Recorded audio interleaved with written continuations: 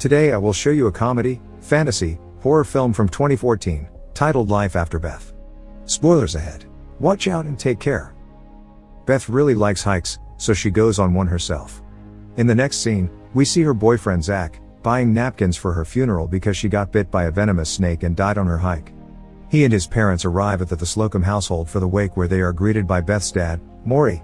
Her mom, Jeannie, is inconsolable, and Zach doesn't know what to do with himself when he's approached by Mr. Levin. They return home after the funeral, where his brother Kyle, the security guard for their gated community, asks him some inappropriate things.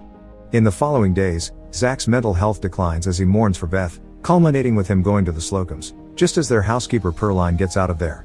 When he enters the house, he sees Jeannie boxing up Beth's things, and later he plays chess with her dad until 3 a.m. Maury gets a box with cigarettes which they smoke together and have an honest talk about Beth when Zach tells her dad that before she died they had some problems in their relationship, but Maury says that he has to let that go and remember her for the good things.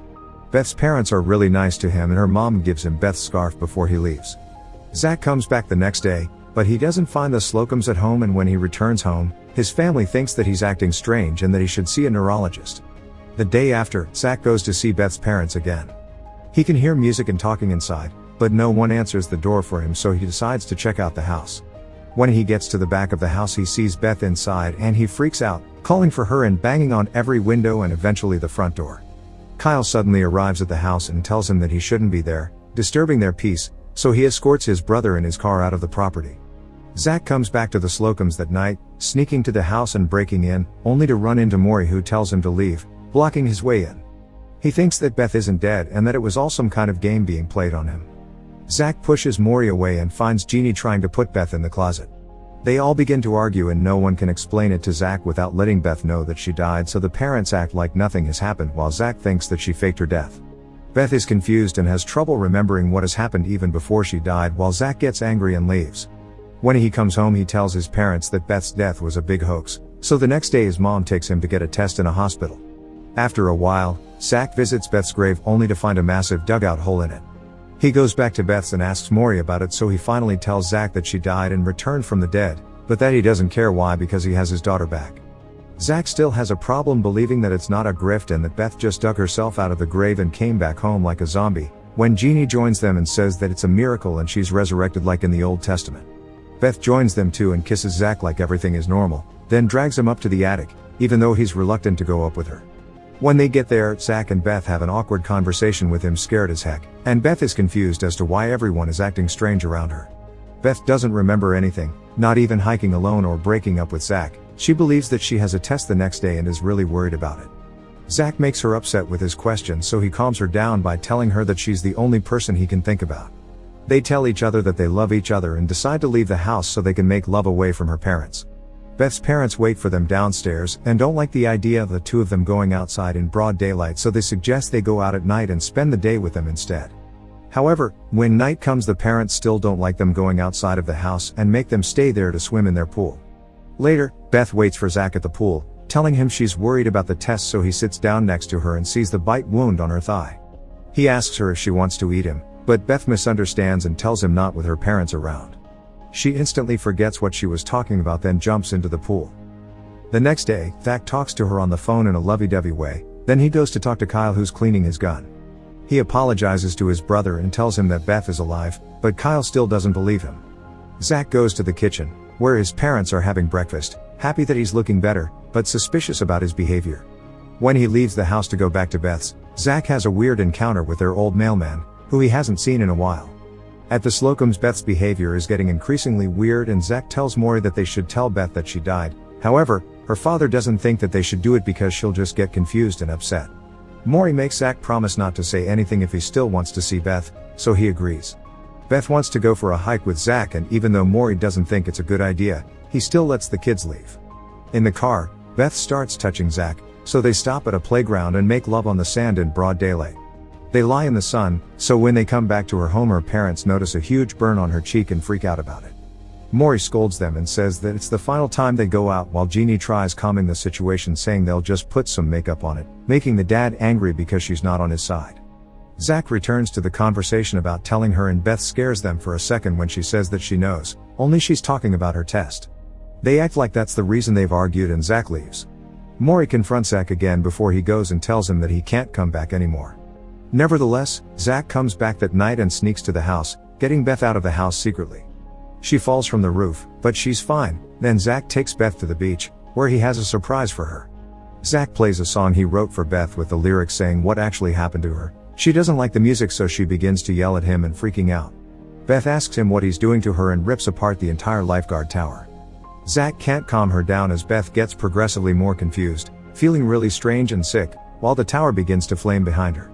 She tells him to help her and he takes her screaming back to the car, but when they get there her behavior just gets weirder, breaking the window in one moment, asking what happened to it in the next when he gets into the car. The only thing to calm Beth down seems to be smooth jazz she finds on the radio. Zach gets her home and she tells him that she really likes the music, then kisses him and he takes her back to the attic by climbing the wall. There, Beth puts on smooth jazz on her boombox and begins to undress when Zach notices that her walls are covered with mud. Beth begins to undress him too and throws him on the floor, but Zach sees her autopsy scar and is put off by her violent behavior, so he bolts out of there as fast as he can. As he leaves, she pops out of the roof and asks him where he's going. He lies to her and runs away. Later, Zach's in a diner and asks the waiter to change the smooth jazz they have playing when Erica shows up and greets him. It takes Zach a moment to remember her because she's the daughter of one of his mom's friends, but when he does, Zach asks Erica to join him. Erica sits down and they have a nice lunch date and conversation about Beth. Zach says that he almost wished she stayed dead, scaring Erica a bit. While they talk, one of the cooks in the diner acts strangely and Zach asks Erica if she's noticed more people behaving like that lately. She hasn't, so they continue talking about Beth and Erica tells him that he needs to move on like she had to when her grandmother died. Zach gets the check and leaves, but when he gets into his car, he doesn't see Beth running toward him and slams into her. When Zach gets out of the car, he sees that she's trapped under the wheel, so he moves the car. Beth gets up like nothing even happened and scares the people that have gathered. They argue for a bit, when Erica comes out of the diner and calls to him, getting Beth angry. Zach introduces them and when Erica hears her name, she asks if there's another Beth, getting her even angrier. She acts chummy toward Zach, so Beth grabs her until he has to pull them apart. Beth asks him to tell her what's going on, so Zach actually takes her to her grave, telling her that she died a week ago and dug herself up. She thinks that's impossible and that her parents would have told her. Beth asks how she can be both dead and alive, so Zach tells her that her parents think she might be resurrected or possibly a zombie. He tells her that he can't be with her anymore because he's scared, so she gets extra angry, pushes him over, and steals his car. Zach gets to his house later that night and hears gunshots from inside.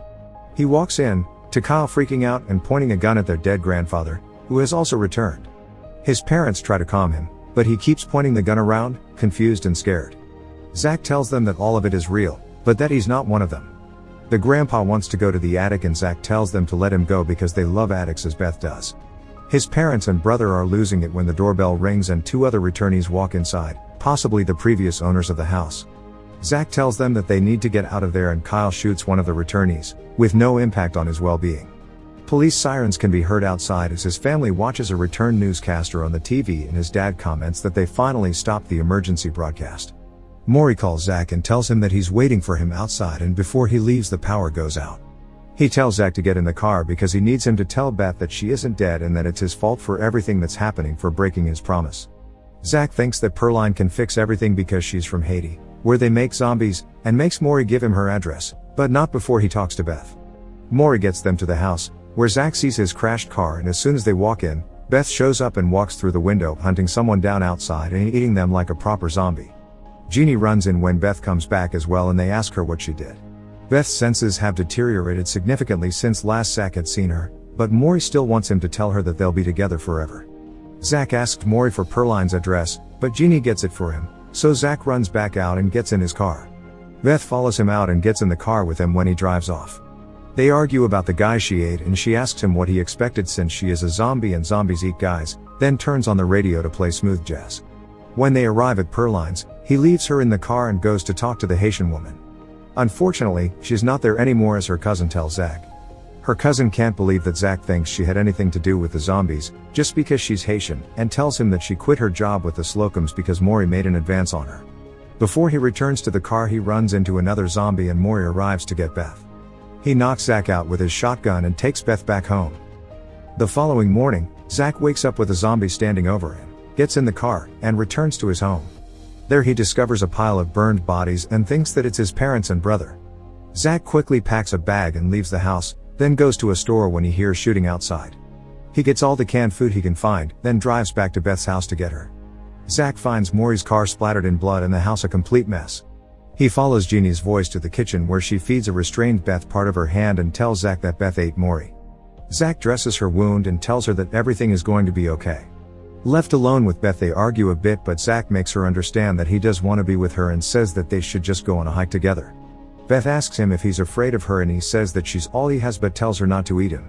She gets up and they are about to leave when Kyle shows up in front of the house ready to shoot her.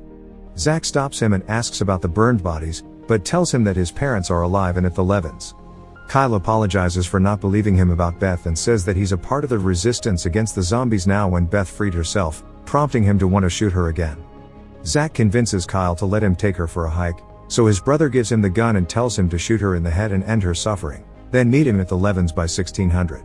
Later, Zach and Beth are on a hike and they stop to enjoy the landscape. He knows what he should do and he tries to say goodbye to her, thanking her for coming back and giving him a second chance.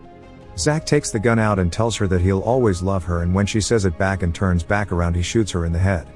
Her body topples into the ravine. Later, Zach gets to the Levins, finding the place all boarded up. Mr. Levin opens the door for him and his parents run over to see him.